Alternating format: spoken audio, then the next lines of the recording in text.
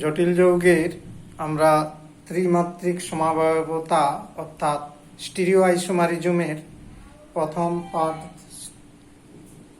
Geometrical isomerism অর্থাৎ জ্যামিতিক সমাবয়বতা শেষ করেছি। এবার অপটিক্যাল আইসোমারিজম অর্থাৎ আলোকীয় সমাবয়বতা সম্পর্কেও স্টাডি করছি আমরা। তাহলে দেখো, আলোকীয় সমাবয়বতা তথা অপটিক্যাল আইসোমারিজম বিষয়টি তোমরা ক্লাস 11-এ অলরেডি পড়েছো এবং জেনেছো। তার মধ্যে যে আলোক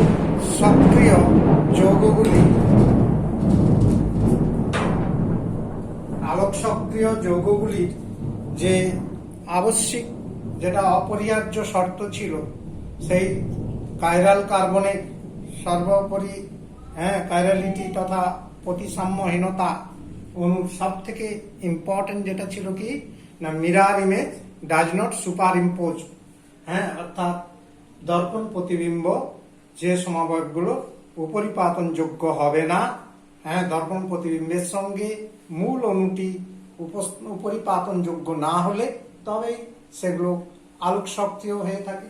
এ কথাগুলো আমরা অলরেডি ক্লাস 11-এ স্টাডি করেছি। তো সেই ধারণার উপরে দাঁড়িয়ে আমরা এখানে অপটিক্যাল আইসোমারিজম তথা আলোক সক্রিয়তা আলোক সমাবয়বতা আলোচনা করছি। দেখো, 4 স্বর্গাঙ্কের যে যৌগগুলো রয়েছে, সেই 4 স্বর্গাঙ্কের অর্থাৎ 4 কোঅর্ডিনেটেড কম্পাউন্ডগুলোর দুটো ক্যাটাগরি আছে। একটা সমতলীয় বর্গাকার হয় আর একটা চতুস্তলকীয় হয়। এটা আমরা অলরেডি জেনে গেছি। তো সমতলীয় বর্গাকার গঠনযুক্ত যৌগগুলোর মধ্যে প্লেন অফ সিমেট্রি থাকার কারণে এগুলো আলোকীয় সমাবয়বতা দেখায় না। প্লেন অফ সিমেট্রি থাকার জন্য, অর্থাৎ তোমরা প্লেন অফ সিমেট্রি মানে সমতলীয় প্রতিসাম্যতা অর্থাৎ প্রতিসাম্য তল থাকার জন্য এই সমতলীয় বর্গাকার 4 স্বর্গাঙ্কের যৌগগুলি, জটিল যৌগগুলি আলোক সক্রিয়তা দেখায় না। কাজে এদের ক্ষেত্রে আলোকীয় সমাবয়বতা প্রশ্নটি আসছে না। তাহলে 4 স্বর্গাঙ্কের চতুস্তলকীয় গঠন যে যৌগগুলো রয়েছে, তার মধ্যে একটা টাইপের যৌগ MACD, MABCD অর্থাৎ BABCD, এই 4টা একযোজি ডিফারেন্ট টাইপ অফ লিগ্যান্ড থাকলে এই ধরনের যৌগগুলোর ক্ষেত্রে কিছু আলোক সক্রিয়তা রয়েছে, আলোকীয় সমাবয়বতা রয়েছে। তবে এই যৌগর সংখ্যা খুবই নগণ্য। তাই এই ক্ষেত্রে আমরা 4 স্বর্গাঙ্কের যৌগগুলোর আলোকীয় সমাবয়বতা নিয়ে বিশেষ আলোচনা আর করছি না। যেমন তাহলে 4 স্বর্গাঙ্কের যৌগগুলোর কথা আমি যেগুলো বললাম সেগুলো এখানে কপি করে দিয়েছি। দেখো, বোর্ডে লিখে দিয়েছি যে সমতলীয় বর্গাকার গঠনযুক্ত 4 স্বর্গাঙ্কের জটিল যৌগসমূহে আলোকীয় সমাবয়বতা দেখা যায় না। 4 স্বর্গাঙ্কের চতুস্তলকীয় গঠনযুক্ত জটিল যৌগসমূহের মধ্যে MABCD, M তো কেন্দ্রীয় ধাতব পরমাণু বা আয়ন, আর ABCD 4টা একযোজি লিগ্যান্ড, এই টাইপের যৌগের ক্ষেত্রে আলোকীয় সমাবয়বতা দেখা যায়। কিন্তু এই ধরনের যৌগের সংখ্যা খুবই নগণ্য, তাই এক্ষেত্রে এই বিষয়টি আলোচনা করছি না। কিন্তু 6 স্বর্গাঙ্কের যে জটিল যৌগগুলো রয়েছে তাদের ক্ষেত্রে আলোকীয় সমাবয়বতা দেখা যায়। এই অপটিক্যাল আইসোমারিজম তথা অপটিক্যাল আইসোমার গুলো নিয়ে আমরা স্টাডি করছি। প্রথম যে এক্সাম্পলটা দিচ্ছি আমরা MAA3 টাইপের যৌগ। আর এ মানে দ্বিযোজী লিগ্যান্ড, তার মানে প্রতিটায় দুটো করে দাতা পরমাণু রয়েছে, যেখানে ক্যাপিটাল এ দুটো দাতা পরমাণুকে বোঝাচ্ছি আমরা। এক্ষেত্রে তার মানে 3 2 6 স্বর্গাঙ্কের যৌগ হচ্ছে, কারণ প্রতিটাই তো দ্বিযোজী। কাজে 3টা থাকা মানে 3টা দ্বিযোজী থাকা মানে 6টা কোঅর্ডিনেট বন্ড 1 2 3 4 5 6, যেমন অন্যান্য আগের ক্ষেত্রে দেখিয়েছি। এক্ষেত্রেও দেখো এই টাইপের যৌগের এই গঠনটি একটি আঁকলাম যে একটা এই যে হচ্ছে আমরা অষ্টতলকীয় যৌগ হয়, অষ্টতলকীয় 4টা এই শীর্ষবিন্দুতে আর দুটো রয়েছে উপরে আর একটা নিচে। তো এখানে দেখো একটা দ্বিযোজী লিগ্যান্ড এ দাতা করে একটা দ্বিযোজী লিগ্যান্ড, দ্বিতীয় দ্বিযোজী লিগ্যান্ড, তৃতীয় দ্বিযোজী লিগ্যান্ড রয়েছে। তাহলে 3টা দ্বিযোজী লিগ্যান্ড অর্থাৎ দুটো করে দাতা পরমাণু প্রত্যেকটায় যুক্ত হয়ে আছে। তো এইভাবে আলোক সক্রিয় যৌগ এটা একটা হয়। এর মিরার ইমেজ অর্থাৎ এটা একটা দর্পণ, দর্পণের প্রতিবিম্ব অর্থাৎ এর প্রতিবিম্ব মানে এটা সামনে আছে মানে এটা এক্ষেত্রে সামনে আসবে, এটাও সামনে আছে মানে ওর সামনে আসছে, আর এটা দূরে আছে মানে ওটাও দূরে রয়েছে। কাজে দর্পণ প্রতিবিম্ব পিকচারটা আমরা এখানে এঁকে দেখালাম। এই যে আলোক সক্রিয় যৌগের তার মিরার ইমেজ তথা দর্পণ প্রতিবিম্বকে আমরা কি বলে জানতাম? এনানসিওমা। একটা দক্ষিণাবর্তী হলে আরেকটা বামাবর্তী হয়। কাজে হ্যাঁ, এটা আমরা তো জানি ডিএল সমাবয় বলা হয় এদেরকে। হ্যাঁ, একটা ডি আর একটা এল অর্থাৎ ডেক্সট্রো রোটেটারি আর লেভো রোটেটারি। তো আমরা এই ধরনের যৌগের উদাহরণ সাপোজ এক্সাম্পল দিচ্ছি, যেমন ধরো কোবাল্ট,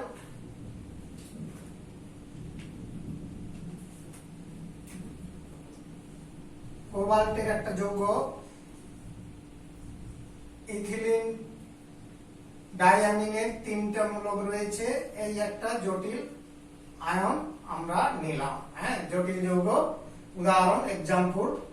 দেখো এই যৌগটার ক্ষেত্রে আমরা তাহলে এর গঠনটা কেমন দাঁড়াবে দেখো, লক্ষ্য করো। আমি ছবিটা এখানে এঁকে দেখাচ্ছি, পিকচারটা কেমন হতে পারে। না, এখানে এ দাতা পরমাণুর জায়গায় এসে যাবে কি নাইট্রোজেন মানে অ্যামিনো। তাহলে এক্ষেত্রে দেখো 3টা ইথিলিন ডায়ামিন রয়েছে। কাজে ইথিলিন ডায়ামিনের ক্ষেত্রে এখানে এন নাইট্রোজেন দাতা পরমাণু NH2, তার মধ্যে নাইট্রোজেন দাতা পরমাণু, নাইট্রোজেন দাতা পরমাণু। আর তো জানো স্ট্রাকচারটা ইথিলিন ডায়ামিন, কেমন? এই একটা ইথিলিন ডায়ামিন হলো।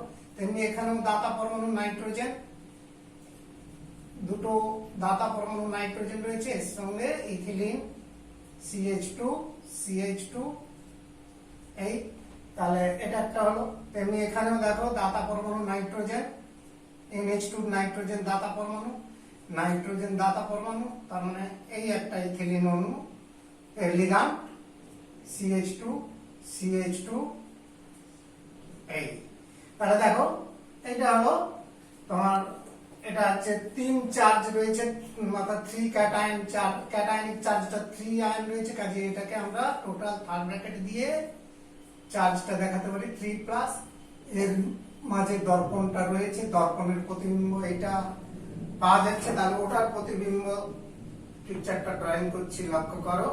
এটা সামনে রয়েছে মানে NH2 নাইট্রোজেন তো দাতা পরমাণু, তেমনি NH2 আর ইথিলিন CH2 এর সঙ্গে লিংকেজ রয়েছে, এটাই তো ইথিলিন ডাইয়ামিন একটা হলো। তেমনি এক্ষেত্রেও দাতা পরমাণু এটা দূরে রয়েছে মানে দূরে NH2 অর্থাৎ নাইট্রোজেন গুলো দাতা পরমাণু রয়েছে, NH2 তো অ্যামিনো মূলক, কাজে CH2 ঠিক। এখানেও আরেকটা ইথিলিন ডাইয়ামিন লিগ্যান্ড, দ্বিযোজী লিগ্যান্ড NH2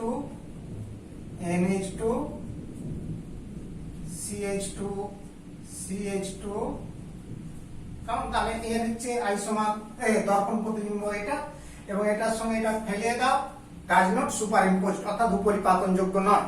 কাজে এইটা হচ্ছে একটা আলোক সক্রিয় যৌগ হবে, কারণ আলোক সক্রিয় যৌগের হওয়ার এটাই শর্ত ছিল, সব থেকে চূড়ান্ত এবং অপরিহার্য শর্ত, একান্ত অপরিহার্য শর্ত ছিল হ্যাঁ ইলাইলের মতে, যে যেসব সমবায় যৌগে দর্পণ প্রতিবিম্বের সঙ্গে উপরিপাতনযোগ্য নয় অর্থাৎ ডাজ নট সুপার ইম্পোজড, সেই ক্ষেত্রে যৌগটি হবে আলোক সক্রিয়। আর ওর দর্পণ প্রতিবিম্ব আরেকটা আইসোমারকে প্রকাশ করে। এটা যদি ডেক্সট্রো রোটেটারি হয়, এটা লেভো রোটেটারি, অর্থাৎ এটা দক্ষিণাবর্তী হলে ডান দিকেরটা হবে হচ্ছে লেভো রোটেটারি মানে বামাবর্তী হয়। অর্থাৎ এই দুটোকে আমরা একসঙ্গে কি বলি, একটা অপরটা এনানসিওমা। কারণ এই ধরনের যৌগ আরো তোমরা উদাহরণ পেতে পারো, যেমন ধরো ট্রিস অক্সালেটো OX, হ্যাঁ অক্সালেটো তো আমরা জানি এটা OX। এবার অক্সালেটের আয়নের চার্জ হচ্ছে -2, কাজে 3টা মানে হচ্ছে 3- আসবে। তাহলে সেক্ষেত্রে আগেরটা অবশ্যই এটা তৃতীয় বন্ধনী দিয়ে চার্জটা দেখাবে, 3+ ক্যাটায়ন ছিল কেমন আগের যে যৌগটা। তাহলে এর ক্ষেত্রেও তেমনি 3- এসে যাবে। এবং এইগুলো পিকচারটা তখন কি রকম দাঁড়াবে, এটা না আঁকলেও তোমরা পেরে যাবে অনুকরণ করলে। না হচ্ছে এক্ষেত্রে OX, আমি OX-টা পুরোটা দেখাচ্ছি না, হ্যাঁ এটা OX মানে অক্সালেট, অক্সালেটও এইভাবে সংক্ষেপে দেখে দেওয়া যায়। OX অক্সালেট এর মিরর ইমেজ, মিরর ইমেজ কিরকম হবে না, দর্পণ প্রতিবিম্বটা হবে OX OX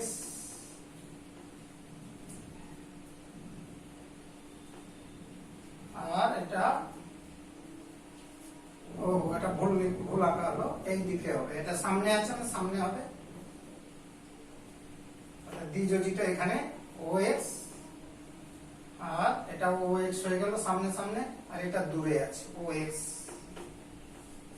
মিরর ইমেজ হলো অর্থাৎ এই ধরনের, তখন 3 চার্জ হয়ে গেছে, হ্যাঁ 3 এই জটিল আয়নটা অ্যানায়নটার চার্জ হলো 3 তাহলে এই হলো একটা এক্সাম্পল। তাহলে MaA3 টাইপের যৌগের উদাহরণ সহ দেখালাম যে এটা কি ধরনের আলোক শক্তি। দেখো দ্বিতীয় টাইপের যে যৌগটা দেখাচ্ছি সেটা হচ্ছে MaA2B2। এখানে A তো দ্বিযোজী লিগান, B হচ্ছে একযোজী লিগান। এই টাইপের যৌগের আলোক সক্রিয় সমাবয়বতা দেখানো হচ্ছে, যে আলোকের সমাবয়বতা দেখানো হচ্ছে। দেখো স্ট্রাকচার, এখানে আমরা যে স্ট্রাকচারটা দেখালাম আঁকলাম, এখানে লক্ষ্য করো, হ্যাঁ অর্থাৎ এখানে একটা দ্বিযোজী লিগান্ড, এই একটা দ্বিযোজী লিগান্ড, দুটো দাতা পরমাণু যুক্ত থাকার জন্য, হ্যাঁ এটা দ্বিযোজী লিগান্ড, আর এটাও দ্বিযোজী লিগান্ড আছে। এবার দেখো B2, দুটো সদৃশ লিগান্ড পরস্পরের সঙ্গে কিন্তু 180 ডিগ্রি কোণ করে অবস্থান করছে। তার মানে এই ধরনের গঠন সমাবয়বটাকে আমরা কি বলে থাকি, ট্রান্স যৌগ। কাজে এই ট্রান্স যৌগটা দিকে লক্ষ্য করো, এর মিরর ইমেজ অর্থাৎ দর্পণ প্রতিবিম্বটা ঠিক এটা সামনে আছে, এটা দূরে আছে দূরে, আর B দুটো উপর নিচে আছে উপর নিচে আছে।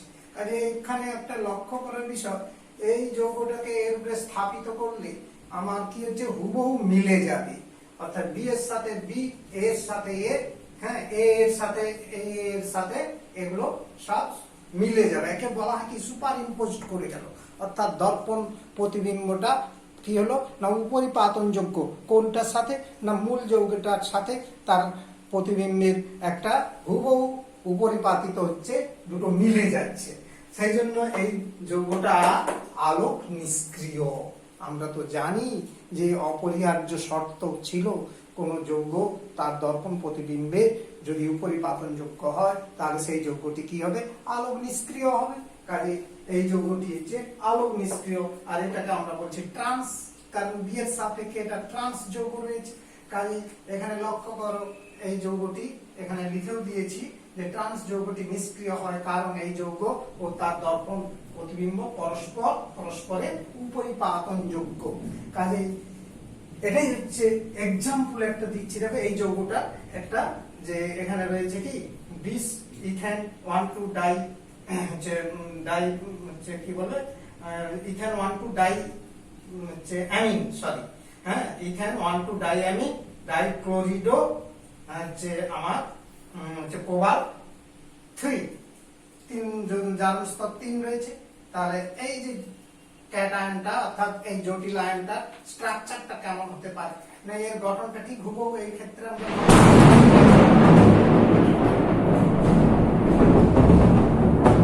দেখো দুটো এর জায়গায় ক্লোরিন দুটো স্থাপিত হয়ে যাবে, অর্থাৎ সদিশ দুটো লিগান্ড একযোজী লিগান্ড পরস্পর 180 ডিগ্রি কোণ করে আছে, ক্লোরিন ক্লোরিন হ্যাঁ ক্লোরিডো, আর আমার দ্বিযোজী লিগান্ড এখানে ইথিলিন ডাইঅ্যামিন তথা ইথেন 1,2 ডাইঅ্যামিন NH2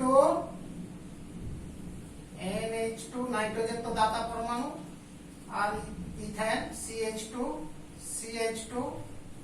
কাজে এটা হলো ঠিক, এটাও অনুরূপ স্ট্রাকচার হবে। তার মানে NH2 NH2 নাইট্রোজেন দাতা পরমাণু, আর ইথেন রয়েছে CH2 CH2।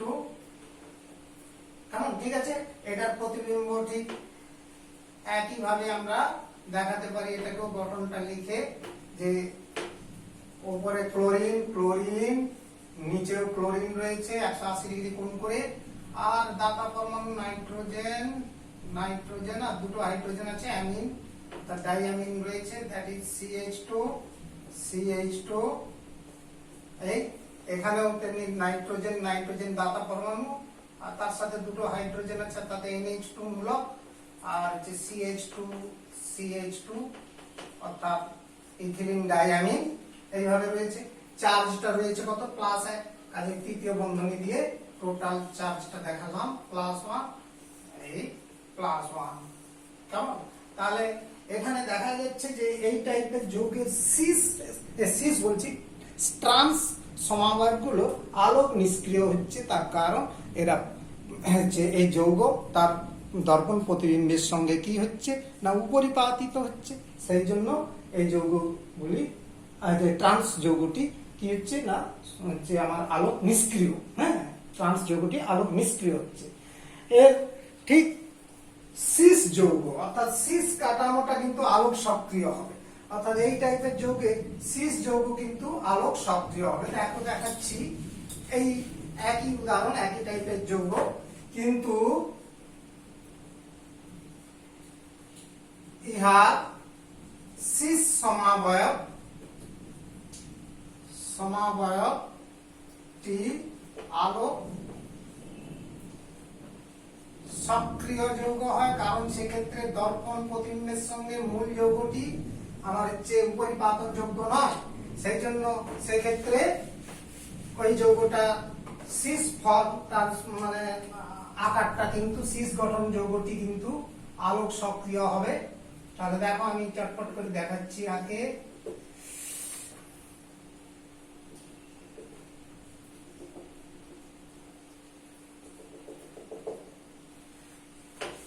মাঝে দর্পণ, মেটালটা ছিল কোবাল্ট, কেন্দ্রে কোবাল্ট রয়েছে, দাতা পরমাণু নাইট্রোজেন অর্থাৎ NH2 CH2 এই একটা দ্বিতীয় লিগ্যান্ড রয়েছে। আর একটা দেখো এখানে তো নিচে বন্ধন একটা আছে, ধরো আমার এখানে রয়েছে NH2 সিস ফর্ম যেহেতু আঁকছি আমি এক্ষেত্রে NH2 অর্থাৎ এই একটা ইথিলিন ডাইঅ্যামিন এখানে যুক্ত আছে। আর অপর দিকে দেখো লক্ষ্য করো ক্লোরিন ক্লোরিডো সদৃশ লিগ্যান্ড দুটো পরস্পর 90 ডিগ্রি কোণে অবস্থান করছে, কাজে এটা সিস ফর্ম, সিস আইসোমার, যেটা আলোক সক্রিয় যৌগ হচ্ছে, অ্যাক্টিভ হচ্ছে, কারণ এক্ষেত্রে কিন্তু আমার যাকে বলে হচ্ছে দর্পণ প্রতিবিম্বটা তাহলে আঁকে দেখালে বুঝতে পারবে তার সঙ্গে পরিপাতন যোগ্য হবে না। আর এটা তো +1 চার্জ রয়েছে, কিছুক্ষণ আগে ট্রান্স গঠনে দেখিয়েছিলাম, তাহলে প্লাস চার্জ অর্থাৎ ক্যাটায়ন। ঠিক এর আমার যাকে বলে হচ্ছে এটা হবে, ও সরি আরেকটা ইথিলিন ডাইঅ্যামিন হচ্ছে, ও এখানে ঠিক আছে গঠনটা হয়েছে। দেখো নেক্সট হচ্ছে, দেখো এর হচ্ছে সমাবয়বটা আঁকছি, তাহলে এই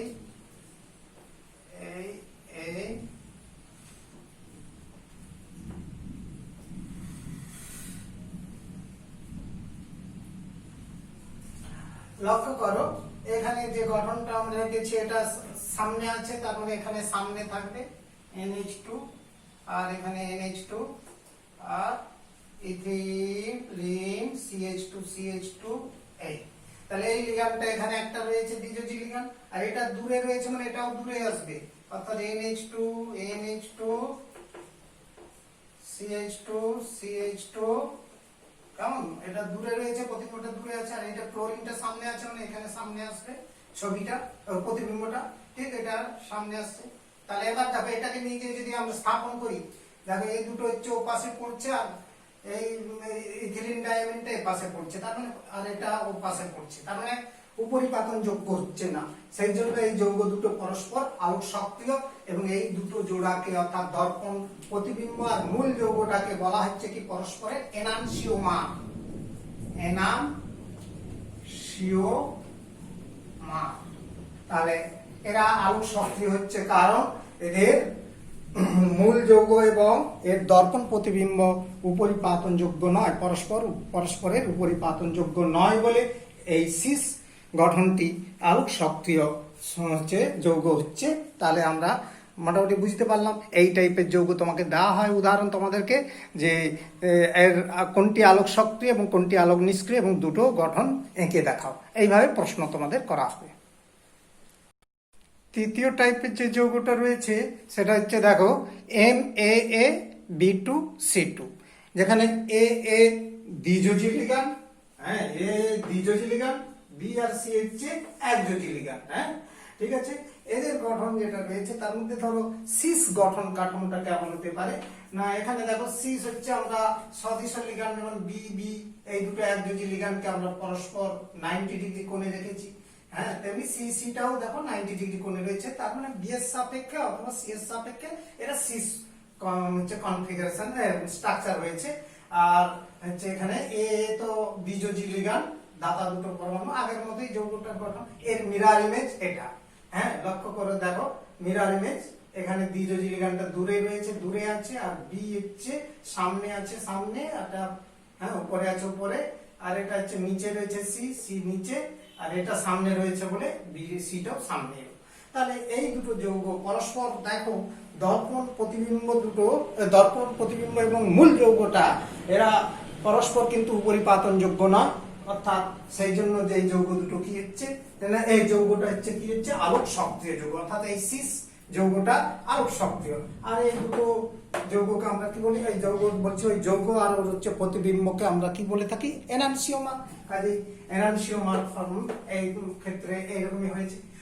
ট্রান্স যৌগটা আলোক নিষ্ক্রিয় হয়, কারণ দেখো যদি ট্রান্স যৌগটা করি আমরা তো জানি সদৃশ লিগান্ড দুটো পরস্পর বিপরীতে অবস্থান করবে।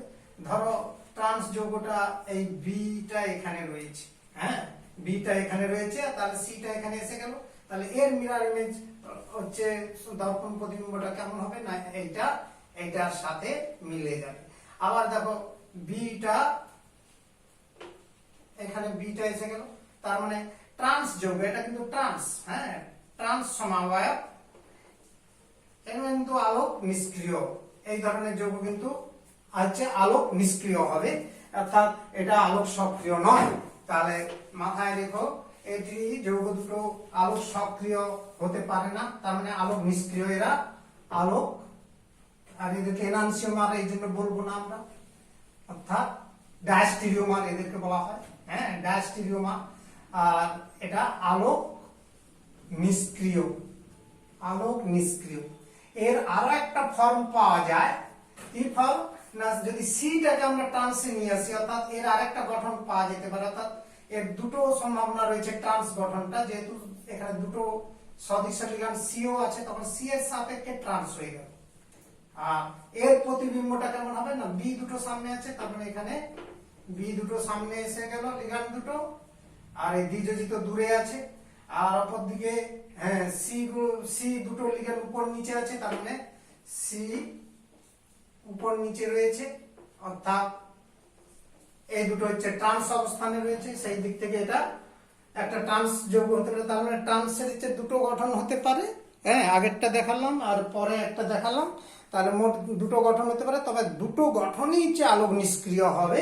হ্যাঁ কারণ এই যৌগগুলো সাধারণত এর মধ্যে দিয়ে প্লেন অফ সিমেট্রি গিয়েছে, আর হচ্ছে অ্যাক্সিস অফ সিমেট্রি বর্তমান, সেই জন্য হচ্ছে এটা হচ্ছে আলোক নিষ্ক্রিয়। এই যৌগটি, হ্যাঁ এই যৌগটি আলোক নিষ্ক্রিয় হয়, ট্রান্স যৌগটি। তাহলে এর এক্সাম্পল আমরা যেমন দেখাচ্ছি, দেখো একটা উদাহরণ যেমন দিচ্ছি, সাপোজ ধরো কোবাল্ট, এই ধরনের টাইপের যৌগের উদাহরণ, কোবাল্ট দিলাম, কোবাল্ট ইথিলিন ডাইঅ্যামিন একটা দ্বিযোজী লিগান্ড রয়েছে, আর হচ্ছে ধরো হচ্ছে ক্লোরিন রয়েছে, ক্লোরিডো, আর দুটো অ্যামিন রয়েছে, NH3 এই হচ্ছে টাইপের যৌগ। আর এটা কোবাল্টের যোজ্যতা 3, জারণ স্তর 3 রয়েছে এখানে, তার মানে +1 চার্জ রয়েছে। তাহলে এর ট্রান্স যৌগটার গঠন কেমন হতে পারে? হ্যাঁ, আমরা একে দেখাচ্ছি, লক্ষ্য করো।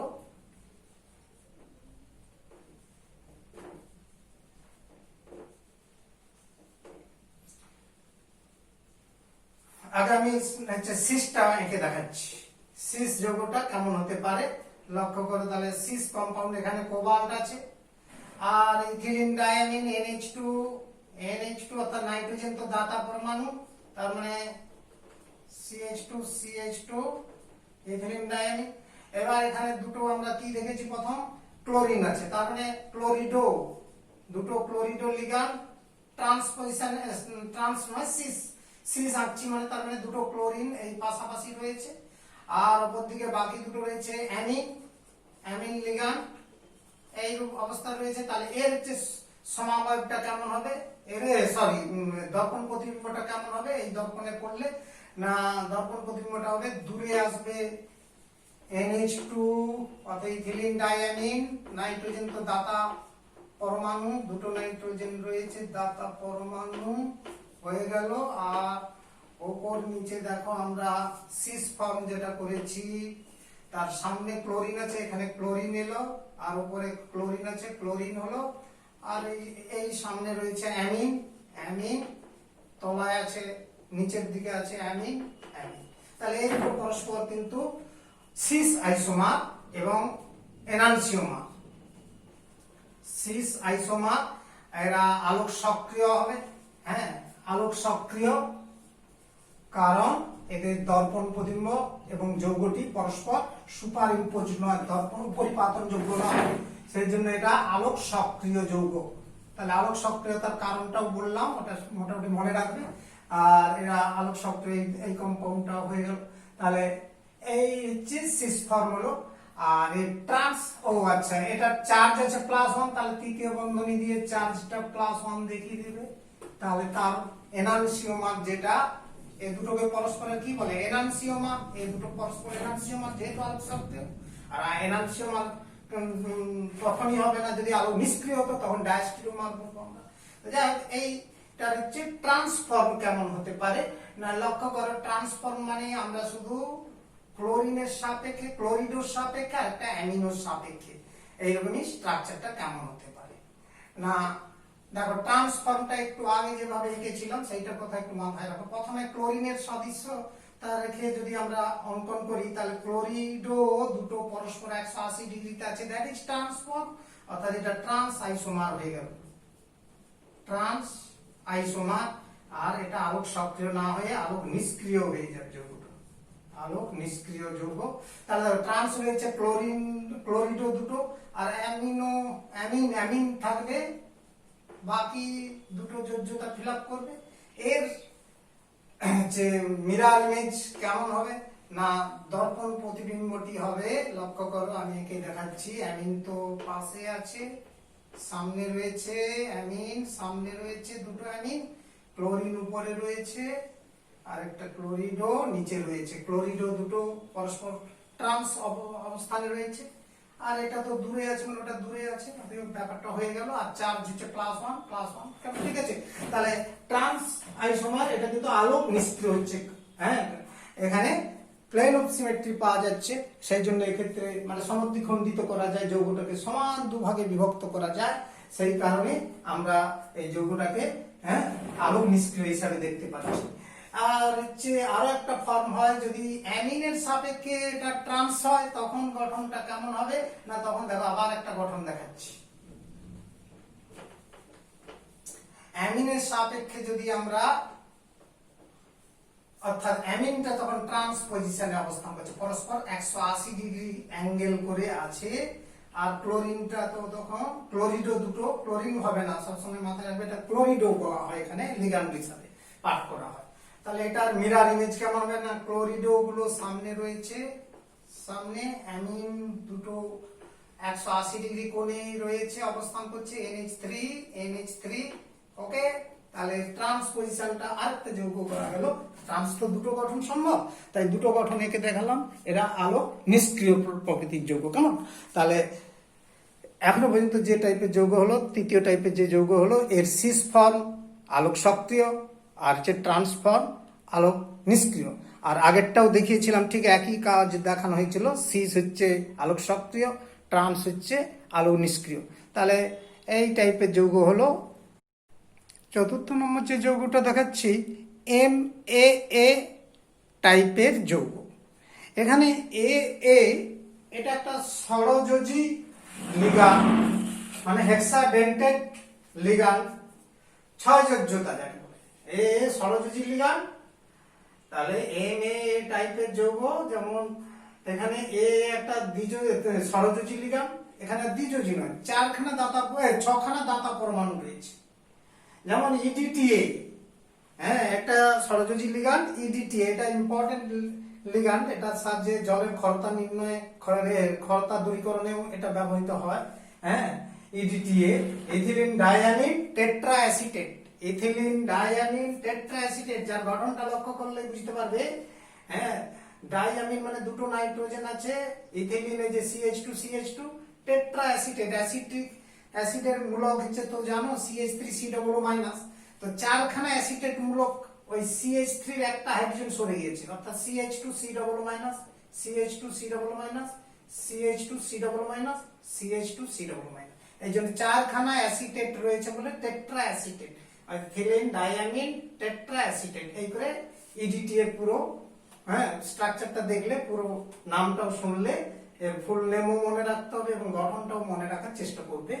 তাহলে এখানে দেখো 6টা দাতা পরমাণু কি কি রয়েছে। এই একটা অক্সিজেন, এই একটা 2 হলো, নাইট্রোজেন 3 হলো, এই নাইট্রোজেন 4 হলো, এই অক্সিজেন 5 হলো, এই অক্সিজেন 6 হলো। তার মানে 6খানা দাতা পরমাণু রয়েছে।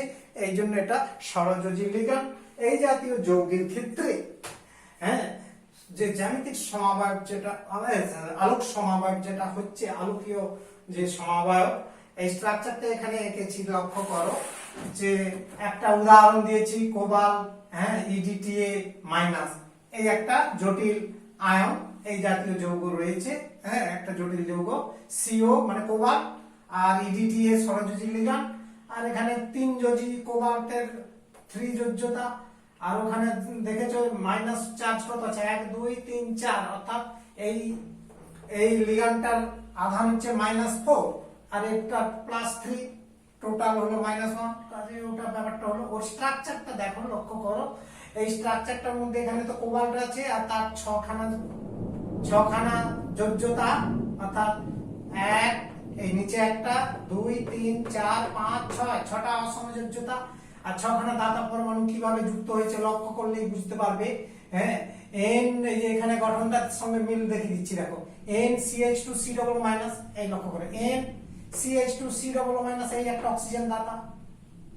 আবার একটা লক্ষ্য করো, NCH2C+, অর্থাৎ দুটো অক্সিজেন দাতা যুক্ত হয়েছে, আর নাইট্রোজেন এখানে 3টা এখানে বন্ধনে যুক্ত হয়েছে, এই একটা, এই একটা, এই একটা। আর বাকি 3টা বন্ধনে ঠিক অনুরূপ বাকি অর্ধেকটা অংশ, অর্থাৎ এই যে N নাইট্রোজেন দাতা, এখানের সঙ্গে দেখো CH2C+, এর অক্সিজেন O- টা যুক্ত হয়েছে, আর ঠিক NH2C+, এর এই একটা যুক্ত হয়েছে, অর্থাৎ এই করে 6টা দাতা পরমাণুর সাথে যুক্ত হয়ে এই স্ট্রাকচারটা হয়েছে একটা। হ্যাঁ, এটা চিলেট টাইপের মতো জটিল যৌগ ভাবতে পারো, চিলেট যৌগের একটা উদাহরণ, আদর্শ উদাহরণ। এর মিরর ইমেজ, অর্থাৎ দর্পণ প্রতিবিম্বটা কেমন হবে লক্ষ্য করো। ঠিক একই ভাবে, এটা সামনে আছে বলে এটা সামনে, নাইট্রোজেন সামনে ছিল, ওকে এঁকেছি। আর এটা দেখো সামনে আছে, এটাও সামনে আছে, এখানে ওটা উপরের দিকে তুলে, এই স্ট্রাকচারটার জন্য আমি এটা মুছে দিচ্ছি, দেখো। হ্যাঁ, এখানে এই যে কার্বনিলটা, এই এখানে যেমনটি আছে দেখো, লক্ষ্য করো স্ট্রাকচার হয়েছে। আর এটা দূরে রয়েছে, দূরে আছে। হ্যাঁ, এই পার্টটা দূরে আছে, দূরে পুরোটাই আছে। আর এটা সামনে আছে, সামনে, এই অংশটা সামনে, পুরো মিরর ইমেজ। এবং মাইনাস চার্জ আছে, এখানে বলেছিলাম ওই আয়নটা, জটিল আয়নটা মাইনাস চার্জ, সেটাও দেখানো হয়েছে। এই দুটো পরস্পর সুপার ইম্পোজ করছে না, অর্থাৎ এই মূল যৌগ তার দর্পণ প্রতিবিম্ব একে অপরের পর কিন্তু উপরিপাতন যোগ্য নয়, সেই জন্য এই যৌগটাও আলোক সক্রিয় হবে, অর্থাৎ অপটিক্যালি অ্যাক্টিভ কম্পাউন্ড। এই একটা হচ্ছে এ টাইপের জটিল যৌগের খুবই ডিপ টাইপের স্টাডি করলে করতে পারো। আর হচ্ছে তোমরা এই হলো তোমাদের সমাবয়বতা অর্থাৎ জটিল যৌগের আইসোমারিজম পার্টটা এখানেই শেষ হলো।